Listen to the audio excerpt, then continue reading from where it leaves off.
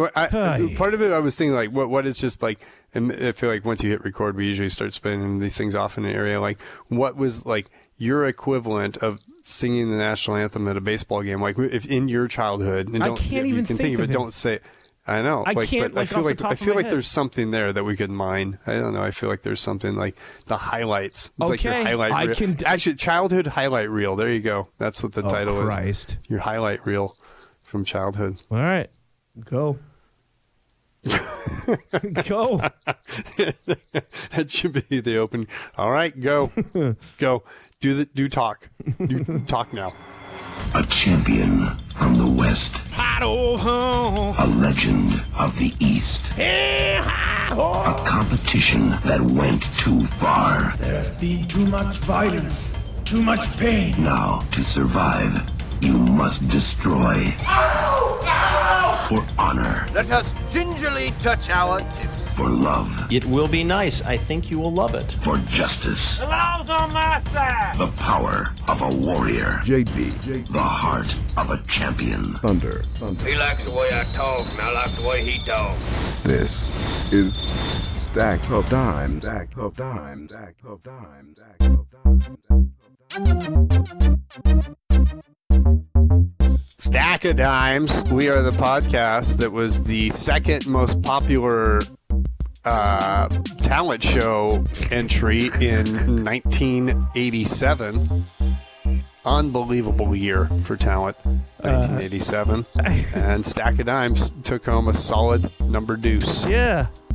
What is it? The best Lord worshiping man of the year from Righteous Gemstones or whatever. I have not. I've been burning through some other shows, so I haven't gotten to any of the HBO. What is it? HBO anymore? Is it still Max? I think it's Max. I think it's Max. I think that. How could they? I was reading a book and it referenced Band of Brothers as an HBO show. Mm-hmm. I was like, well, they have to update this book now. Yeah. There's no people are going to read this, so you're going to say, what's a HBO? I don't know what an HBO is. And I was like, how could they move away from that's like NBC or CBS getting like, we're going to ditch these letters. It's crazy. I heard one of the guys, whatever the guy that took back over Warner Brothers, whatever the fuck it is now, WB, whatever. Yeah. I think he openly admitted that was a terrible mistake that they did that. I mean, they had this premium brand, and they were like, they had a brand that was so recognizable. Like all you had to say it, and it evoked like The Sopranos and all the Max doesn't evoke anything, right? Because they wanted all of it under one umbrella. They want all of their branding under one thing.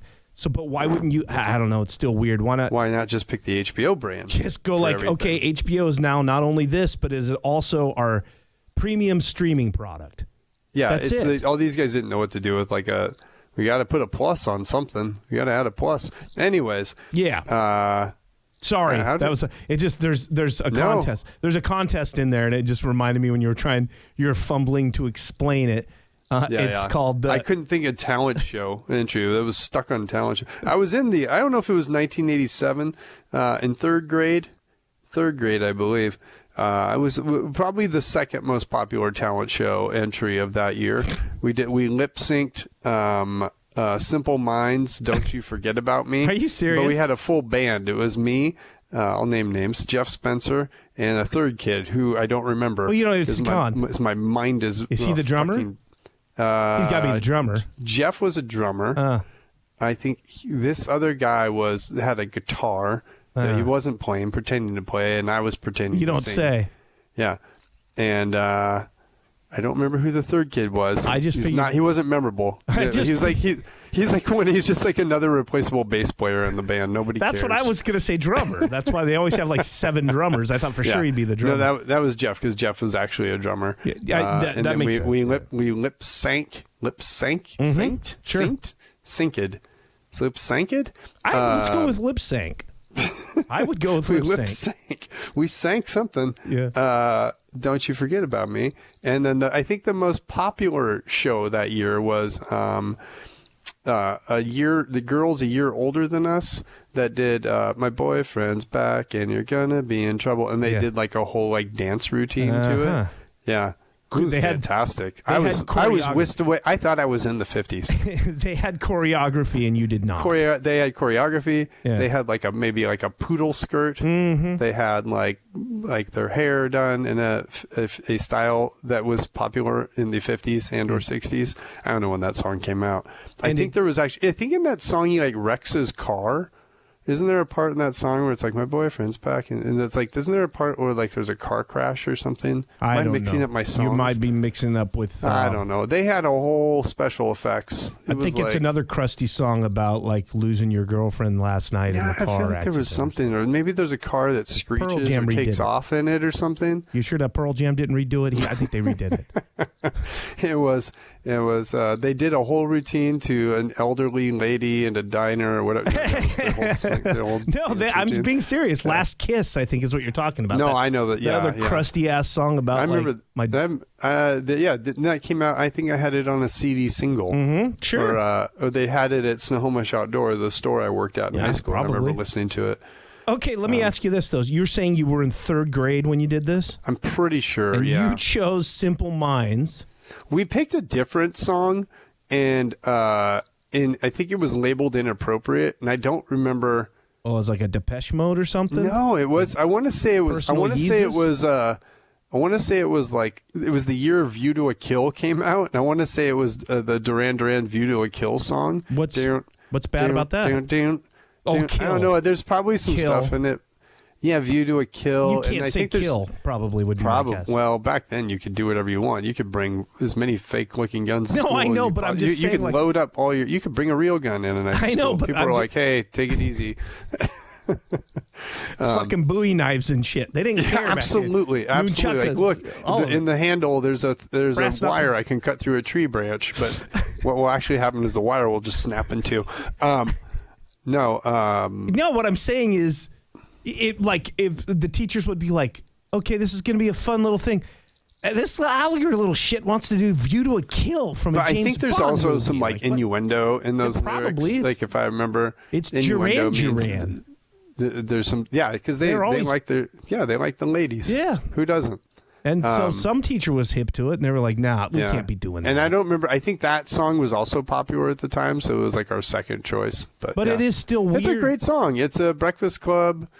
Don't you forget about me. I know. It's a classic. It is a great song. I need to add that song to my karaoke list. It's a great song. It's a classic, but a 3rd grader was watching knows about it because they were watching Breakfast Club. Breakfast Club. 1,000%. Yeah. But I'm just saying, what a weird time to be you had an older brother. That's probably why you watched it. But it's still an odd choice a little bit. I think the Breakfast Club fell into that, I don't know where it came out in sequence compared to Ferris Bueller and some of those others, but it was just all those were such in the zeitgeist. Those were the Avenger films of our age. You would go see those were that was you grew up some of the first movies you saw were Back to the Future and Ferris Bueller and Breakfast Club. Sure. That was well, these were movies. This is what movies are. I'm just saying for your typical 3rd grader. Yeah. Probably you probably had an older sibling that made that happen. My brother was definitely more have I talked about this movie? He had a scam once. I should ask him about this next time I think we're going to grab dinner this month.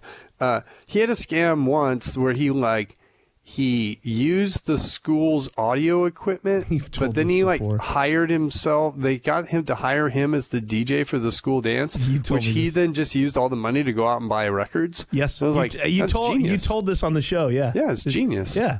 Yeah, but he was into more new wave stuff. The reason I was into Depeche Mode or The Fix or the Cars or any of that stuff was because of him. Yeah. And that's my point is in that sort of movie, you wouldn't. I do again. Who was I talking to the other day about Predator? I had no goddamn idea what Predator was. One day, Clay rents Predator and goes, "Hey, this is awesome. I saw it in the theater." I'm like, "What do you mean you saw it in the theater?" This is probably when he was just starting to get his license, probably when that came out, or knew somebody. That else. was 1987 for sure. I'm that movie was 87. What? I've never even heard of this thing. What are you talking about? You saw it in the theater. What? It was one of where he was getting to the age where he was going off and doing things like that. Right. And it was, to me, was what? You're going and seeing movies without mom and dad? With like your like, what do you and so yeah, we rented this thing and it was sure enough was awesome, right? But the only reason I know about it is because of Clay. I remember the app. I'm not. You're gonna be like, no way you remember this. I do remember the TV like campaign for Predator, and I remember going over to like my dad's friend's house, and he had a boy who was probably 8 years older than I was, right? I'm your boy. Yeah, I'm your boy. And I remember him be like, he told me he went and saw Predator. I'm like, that's that. Like, I remember at the time seeing the ad campaign be like, an alien movie? I just want to see him in the army killing Russians. Yeah, right. That was like everything at the time. Just like make another movie where you shoot Russians. This doesn't make any sense to me. And I remember this kid saw it. He was like, I saw Predator. It was really good. And I was like, this guy's crazy. He doesn't know what he's talking about. They don't even kill any Russians. Oh, little did I know they actually do kill some like Russians at the beginning of the movie, but you know, or whatever they are. Yeah, some sort of like amorphous bad guy. Yeah. Anyways, my point in the talent show was that I peaked. That was it. It's all been downhill since third grade talent show. And I can't, if you pressed me to say like run the highlight reel of like your childhood up to like age 18, it would probably be that in the time that you and I like sparred in front of like 4 people at AMC wearing like full bubble gear. Yeah. And that was like it. Those 2 moments, those were the 2 high points. Meanwhile, my kid, and I'm not, this sounds like a humble brag or something, but meanwhile, my kid like a month ago, like with her school choir, sang the national anthem at a Mariners game. And I was sitting there in the stands, like watching this thing going like, how do you, like, where do you go from here? You're 11 years old. You just sing the national anthem at like a Major League Baseball game. Like, this isn't normal. How do you get it across to your kid? Like, my peak was lip syncing in front of like 60 kids my own age. Yeah. Yeah. It's crazy. And you asked me before we're going on, like, can you think of, I can't even think of moments like that. I mean, look, the one that you're talking about, us kicking each other in the head. We were, what, 16 at that point? Yeah. 17? So we're pretty up there at that point. So, yeah. But and there was especially like, as a kid, like a dozen people there watching? Yeah. And as something? But an elementary school age, I have fucking no idea, man. And first of all, I keep hearing from you and Dykstra and several others about Newman would tell me about these talent show contests. When the hell did that shit go down, and did it quit by the time I came? Because I came in the 4th grade. I don't remember none of that nonsense. I know. I don't remember another talent show after that year.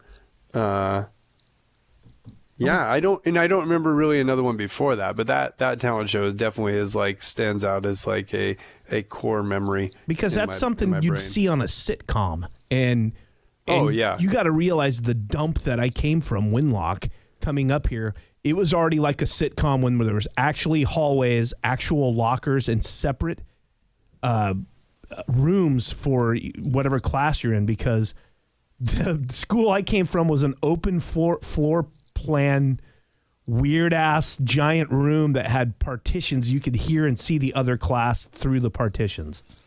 Oh, the entire school. It was like you couldn't even afford walls, is what you're saying. Yeah, school was so poor. It was so poor, walls. Exactly.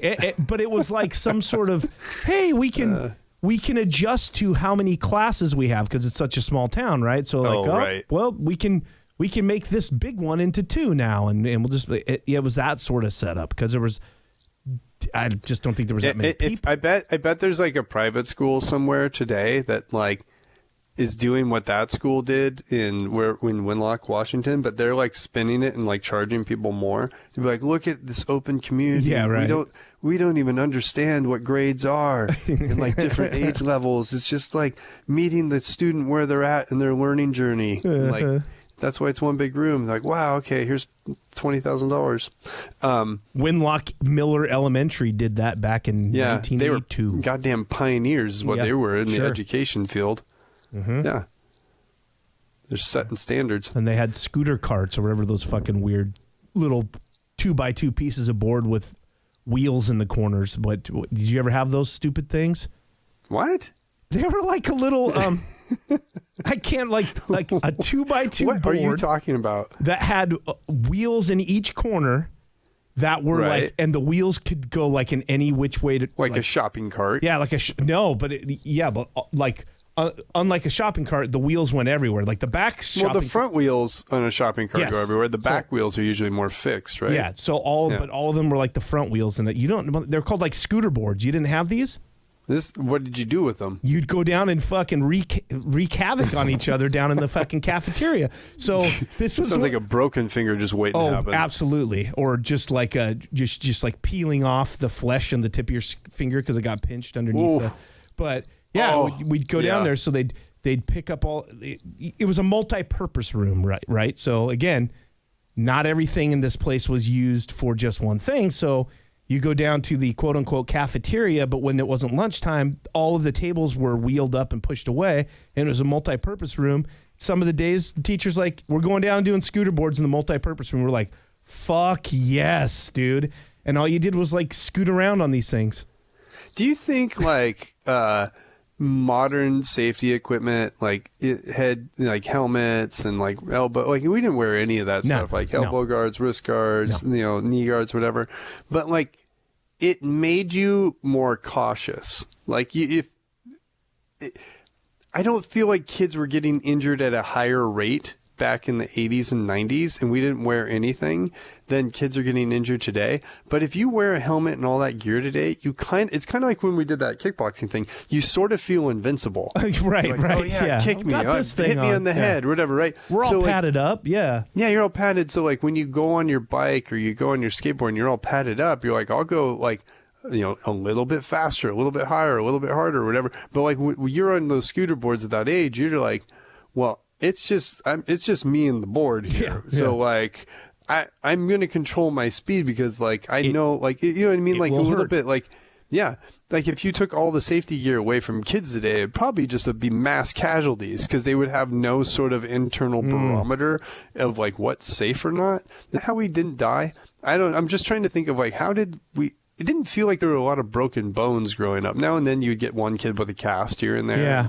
You're like, oh, that was kind of an anomaly.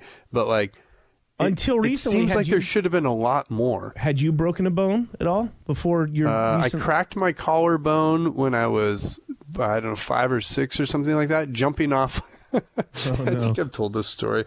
My mom was over at, God knows why parents take you anywhere when you're that age. You're like, where are we going? Where am I at? What's happening? Yeah. I don't know. There's a bunch of kids there. Oh, they have a propane tank that's like out back their house, like one of these big giant ones. Let's go jump off it. And so we were just like climbing up this thing and jumping off it. And I landed, like tucked and rolled or something, and like cracked my collarbone.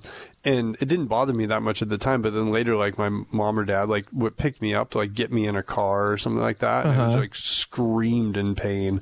And it was like, it took me in. It was like cracked. And there's nothing really you can do for a cracked collarbone. Yeah. But until that, I think I cracked my foot once. I broke a toe once, which you also can't do anything more. And then I broke my ankle or wrist a year ago or whatever it was. But yeah, growing up, a couple cracked bones, but nothing like bad, nothing major. Yeah. Yeah, I don't think I did. I still haven't, knock on whatever this is, broken a bone. Really? Yeah. And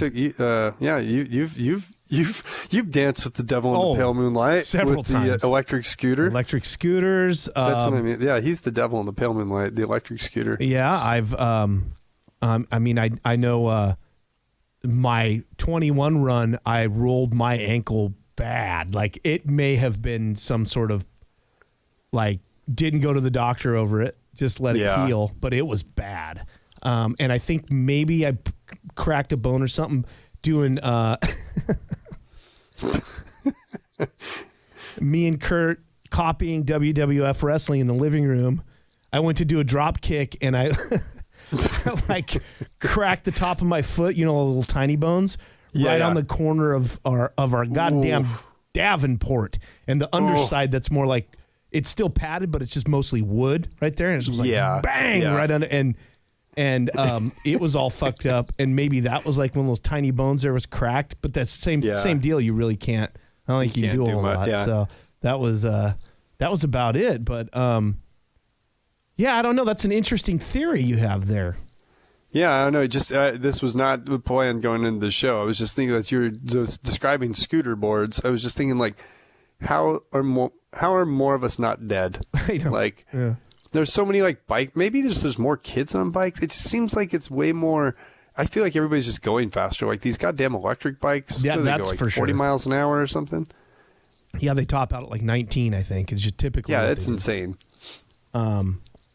Yeah, I don't, because I had a BMX style bike. I didn't wear a helmet, no pads, like none of that stuff. Like nobody a helmet. That'd be embarrassing. Yeah, you'd be made fun of. Yeah, yeah. For sure, you wouldn't wear that. But I did have those like little pads that would go, on your gooseneck or on your crossbar. Oh yeah, you pad on the bike for sure. Yeah, yeah, because you don't want the bike to get hurt. My brother had Clay, of course, had the cool ones. He had like the Vans checkered pads. Totally, yeah. No, the pads were more about like just style. Like, they're like a little bit of a accoutrement or something. Yeah, but then that shit went away too. Then it was really cool to not like if you get yourself a Hutch wind styler and you did not want pads covering up that cool looking body, right? And like a mongoose or a Hutch, you don't want to cover that up. What are you doing? Yeah, you want people to know. Dude, that was like I know like logos and design and all that stuff is like obviously huge and there's such an emphasis on it now. But man, that was the 80s, the BMX and surf in the 80s. That was like peak branding and design stuff. This shit was so cool. Yeah. Totally. Get yourself throw a Maui and Sons sticker on there. Oh man. I had some OP shorts. Don't know. The girl's crazy. Couldn't tell you much about Ocean Pacific, but boy, did I love those shorts. Yeah. Yeah. I like the logo. OP. That looks cool to me. I don't know. You'll be happy to know I got these skis kind of through like a work connection. This guy wasn't using them anymore, and he gave them to me. And they had like this weird sticker on it, and it was like kind of. I think he got them as like a pair of demos, so it had like a label on it that was a little weird. Mm-hmm. And I was like, I'm gonna slap a sticker on that, and I found myself a gotcha sticker. Oh yeah, like, there you go. Gotcha. The little shark guy with the flag, like planting a flag. Or whatever. It says gotcha. I was like, I slapped that on there. I was like, yeah, buddy. Yeah. I felt pretty good about that. I would too. Okay, so I don't know what gotcha made. I don't know what they made either. I loved it. But then they had whatever they were selling, I was buying, and I still don't know what it was. It's so true. and then do you remember when they had those shitty paintball guns that came out that were basically paintball gun toys called gotcha guns? No. And I believe it was based on a paintball like movie called Gotcha. Do you remember this? Oh, that was with that movie was with the dude from Revenge Goose. of the Nerds. It was with Goose, wasn't it? Yeah, Anthony Edwards. Yeah, Anthony Edwards. I'm pretty sure. Wasn't it like some sort of? I never seen the movie. My guess of the plot is they're playing some sort of game, but then he gets like caught up in some sort of international spy game because they think he's actually a spy. That's what I'm just guessing from Gotcha. I've never seen it other than I remember the commercials playing on TV, and that's my take on it as well. Yeah. And I remember in like the commercial, it was like when I think it was like a on campus, like a college campus, and it was a group of the people that go to that school that were doing this game Gotcha with paintball guns. Yeah. And it was the first time I really had seen paintball guns. It was like, and in the commercial it'd be like, and you go, gotcha. And then they like run off or whatever. And then I think you're right. I think they end up getting wrapped up in it's like they did like it's like their version of War Games or something, like kids into computers, and now he's into international whatever incident or something, right? Here it is, Gotcha with an exclamation point. 1985. You were right, Anthony Edwards. Yeah. I can remember the cover. Doesn't he like shoot a girl in the butt or something like Probably, that? I feel like that's on the trailer or the cover on the VHS tape. Something. It's an American spy action comedy film. There you go. Yeah. He's a UCLA veterinary student and the reigning champion of Gotcha, a campus-wide paintball game. While on vacation in Paris, he is seduced by an older woman, the sexy and mysterious Sasha, and soon becomes embroiled in an international espionage operation. So there you go. Again, You never got it seen all from the commercials, just like I got it. I didn't even see the commercial. I saw the cover of the VHS tape, and I was like, I get it. I know what that's about. It just had that sort of look to it. Let me see. Boy. Yeah, I got. You ever win any contests or anything like that? Like growing up, like you won like a major award, some sort of major award. I don't. Yeah, the cover is like a lady like laying in bed with like her like stockings up, and he's like in the background. I think maybe holding his gotcha gun. I don't know. Yeah. But wait, before we move on, you don't remember the gotcha like paintball guns after this? Not really. Vaguely. They were like plastic and very like that fluorescent color. And I vaguely remember these, yes. And I remember thinking, God damn, they're so cool. Yeah, they're like, and everyone knew they were just cheap shit, right? Because it was like, they're basically trying to, I guess, tie it into the movie a little bit. And, oh, really? Yeah, and they're like, I think they were pump action. I don't know why. I mean, they called it gotcha. I guess that was like, I don't know, whatever. But, and I remember I wanted them so badly. And then, like, my older brother was like, oh, those are pieces of shit. They're spring loaded. They don't even use air. I'm like, I don't know what that means. You're like, yeah. And then I was like, I don't want them anymore, though. I don't know what that means, Clay, but I don't want them anymore. he, as the kids would say now, he yucked your yum. You're like so excited, and he just yucked it. You're like, oh. Yeah, you get a set of these, and you get 2 guns, goggles, because, it's going to be dangerous. Yeah, they look like just garbage. But, sorry. Yeah. Why did I bring up gotcha? Because I had the gotcha sticker on my skis. Oh. I thought that was all tied together as the dumb kid that I was. I was like, gotcha sticker, gotcha guns, gotcha movie. It's a brand. That's all I knew as a kid. They were a surf brand. Don't look it up. I don't want to know. I won't look it up. Yeah. Yeah. I'm moving on. No, you didn't win any major awards. Nothing. I don't know, man. Like, I remember my mom won a fucking Cabbage Patch doll, and that was a big deal. In the craze? Yeah, right in the middle of the craze. Oh, man. At Cedar Village in Winlock, and I forget what the drawing was. But I don't... She still has it. She might be sitting on some coin. Dudley was its name. And its ass cheek was signed by whatever that guy's name was.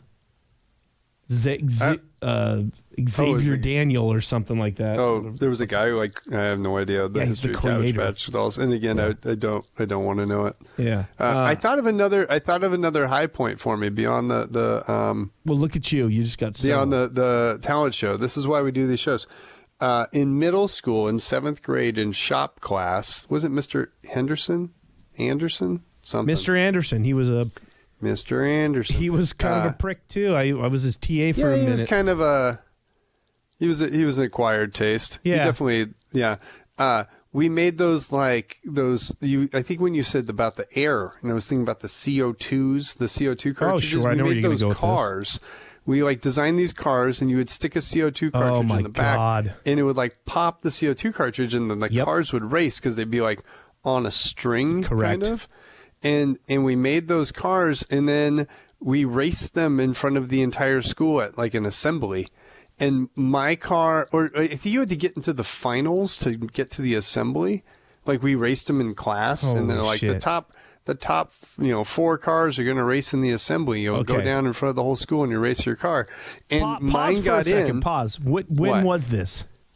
7th grade. Okay, so it was Mr. Henderson. Was the teacher. I don't think he was baseball. Henderson. I made one of these cars too. Mine was dog shit. Okay, anyways, go ahead. Mine was also dog shit, but it worked to my advantage. So I want to say if I had the right hand, so you do these things, it would like be 2 strings run parallel. Yep.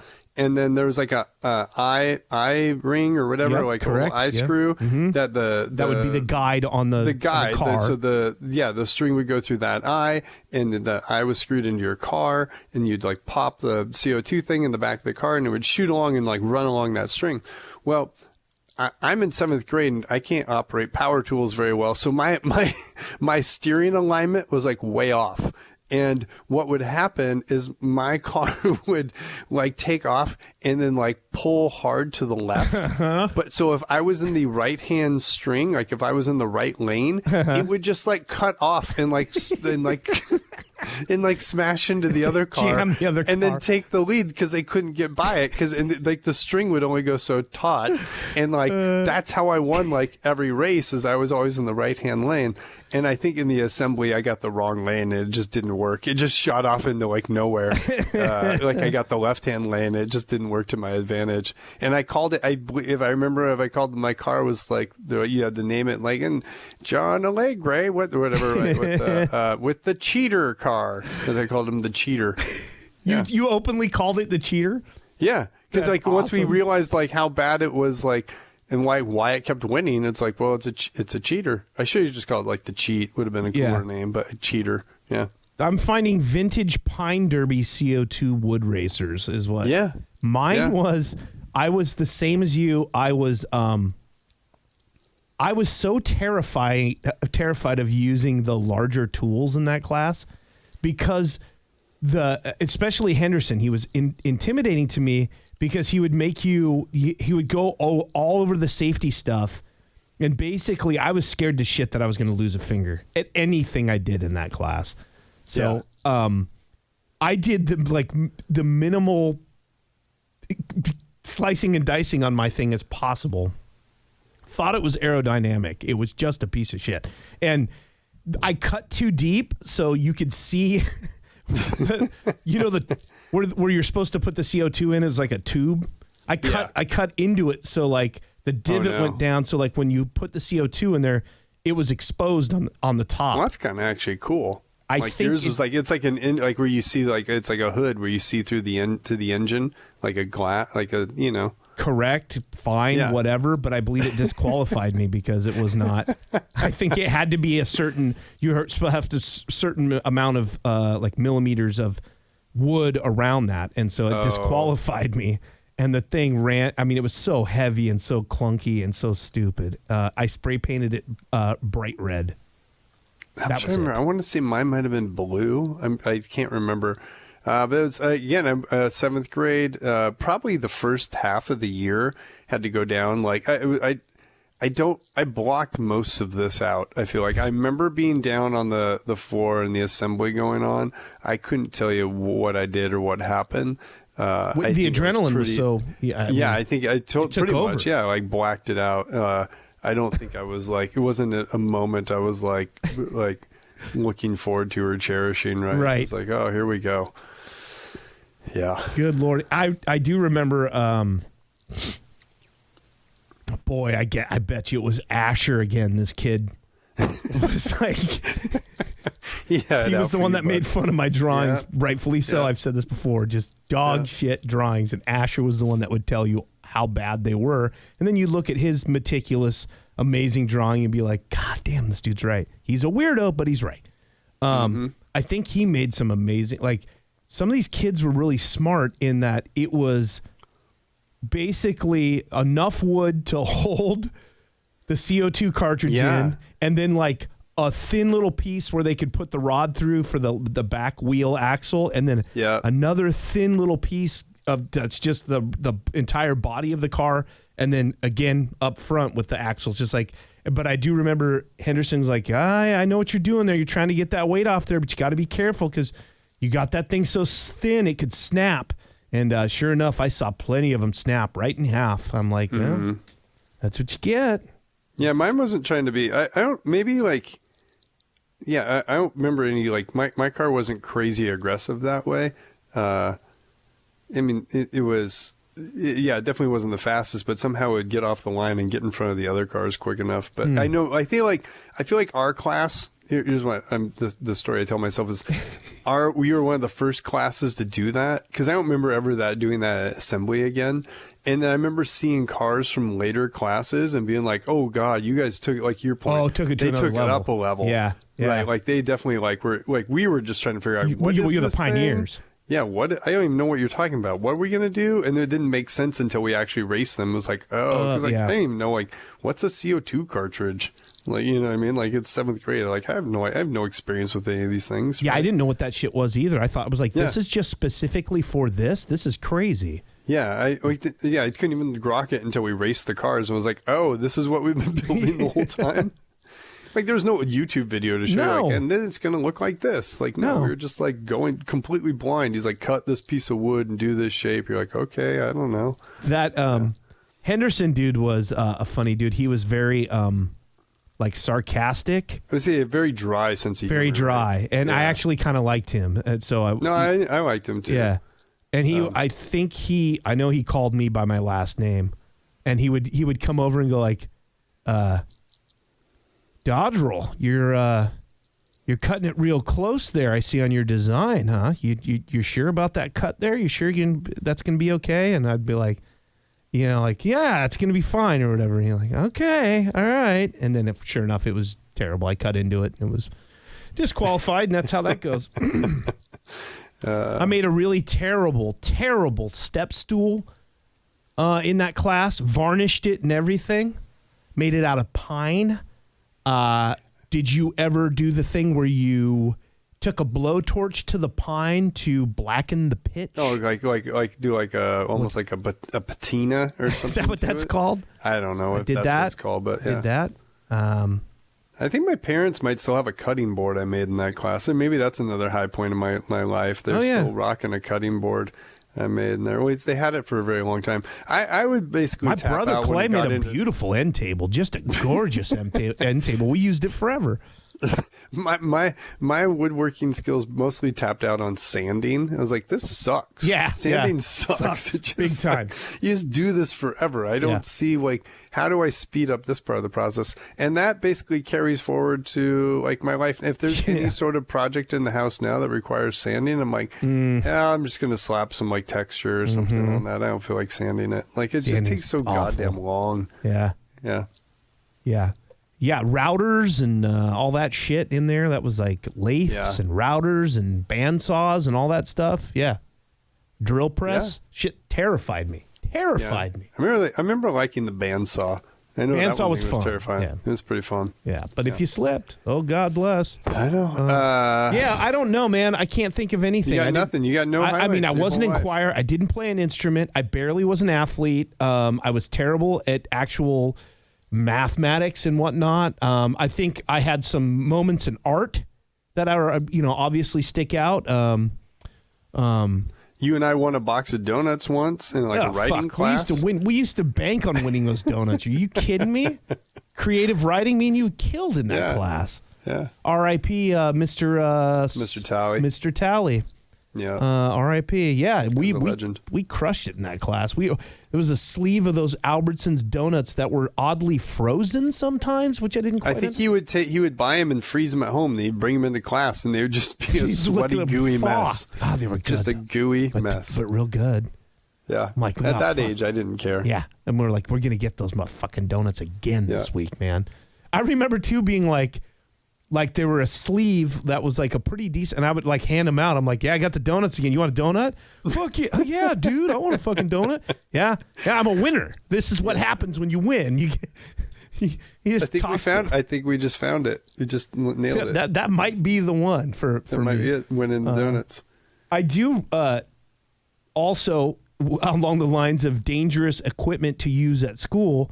That I really enjoyed using was that goddamn sandblaster in art class. Did you ever get to monkey around? I don't think I took art in middle school and I sucked at it, and I never took it in high school. Oh, man, dude. I have an awesome helmet mirror, an awesome Mother Love Bone mirror, and an awesome World Kickboxing Association mirror to this day. And the amount of detail that I did, because what you do is if you wanted a frosted look, you'd sandblast the front of the mirror. But if you wanted to like paint colors, you'd sandblast the back, so it would take off the reflective material, and then whatever you painted in there. Yeah. So I had a real slick helmet one. I remember that. Yeah, it was like small square red, and you did. Yep.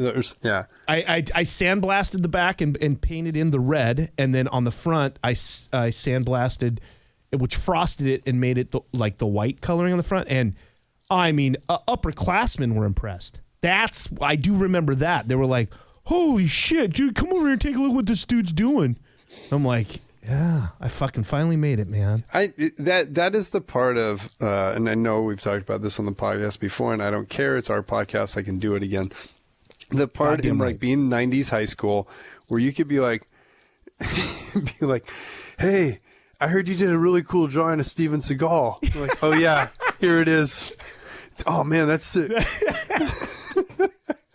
Like It's somehow so they would get around school. Hey man, I heard you made a sick ass helmet mirror. Oh yeah, man, let me show it to you. Oh, whoa. Like, they would get around somehow. Like, you gotta check out this helmet mirror that Thunder made. That is fucking absolutely 100% true. Because this one dude I was talking about, I can't remember a class. He was an upperclassman. I'd never met him before. And I was like, he's like, hey man, what's your name? Or like, oh, Kevin Dodrell. He goes, oh yeah, my buddy, Carl. Who was it? It was another upperclassman. He goes, yeah, he's a TA in art, man. He said you made a kick-ass, like, I don't know what mirror it was. It had to be the helmet mirror. He was like, yeah, he said you made a kick-ass helmet mirror, man, with like crazy amounts of detail. This is a true fucking story. I was like, no, I'm like, yeah, it was, turned out pretty good or whatever. He was like, oh, no, I heard it kicks ass, man. I was like, oh, thank you. Thank you very much. I appreciate it. My two highlight claims of fame on that one, that was the Kumite Drugs poster. Absolutely. That everybody knew Legendary. about. Legendary. The other one was, and I think you and I did it. It was also sitting next to you in like a literature class. I did a picture of Steven Seagal like shooting a Mac 10, and it was like comical. Like he was like, it had a ponytail. It was just like stupid. It was like a caricature more than it was anything. And I remember like later somebody would be like, hey, Guy Bursey told me you did a drawing of Steven Seagal. Can I see it? It's like, what? Yeah, totally, man. It's you right want to see it? Yeah, oh, sure. man, it's sick. That's the highlight of our careers. Absolute highlight. Like school. that somehow my caricature drawing of Steven Seagal like made the rounds ahead of me. Oh, shit, man. Yeah. Because the one that Kumite Drugs was so legendary because it stayed on the wall in that really class for the entire year. And if I remember correctly, we almost forgot to grab our art from the walls there when the year was over. Like, oh shit, dude, we got to go get our fucking shit out of there, man. We don't want to lose it. If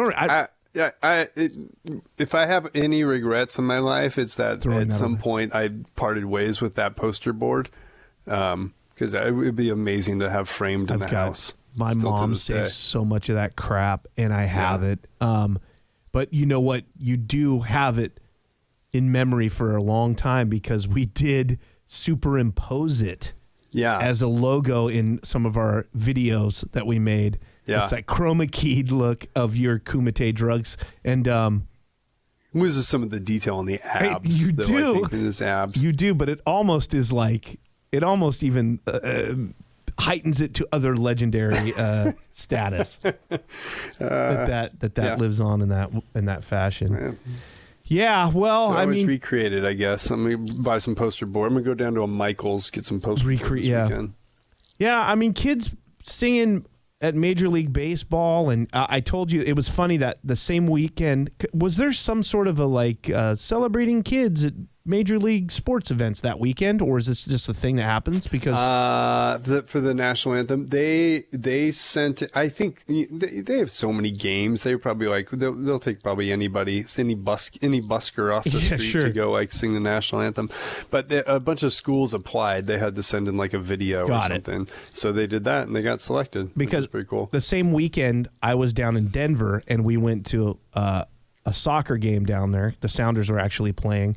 Same thing, and we were there on a Saturday, and you had texted me, I think, that day that you're like, hey, Ruby sang in the national anthem, and I was like, oh, that's funny because when we were there, they had a bunch of kids singing the national anthem at that game too. Well, I've been to 2-3 baseball games this season. The first one I went to, there was also a school choir, but it was like high schoolers or college age or something like that. So it's like I think again, it's pretty like. I'm sure in baseball they start to run out of people they can sing the national anthem. Yeah, Yeah, well,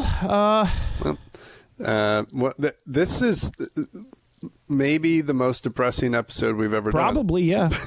Probably, yes. Like when you add up life's accomplishments, and it basically comes to like that. Remember that one time I did karaoke and people were into it? Yep. That was it. That was that one time. Probably as good as it's ever going to be. Probably. Oh, yeah. Christ. Yep. All right. Well, glad to have you back for that one. We thanks everyone. I don't know, any other words of wisdom before we leave the show here, JD? I'm drawing a blank. Keep shooting for the stars.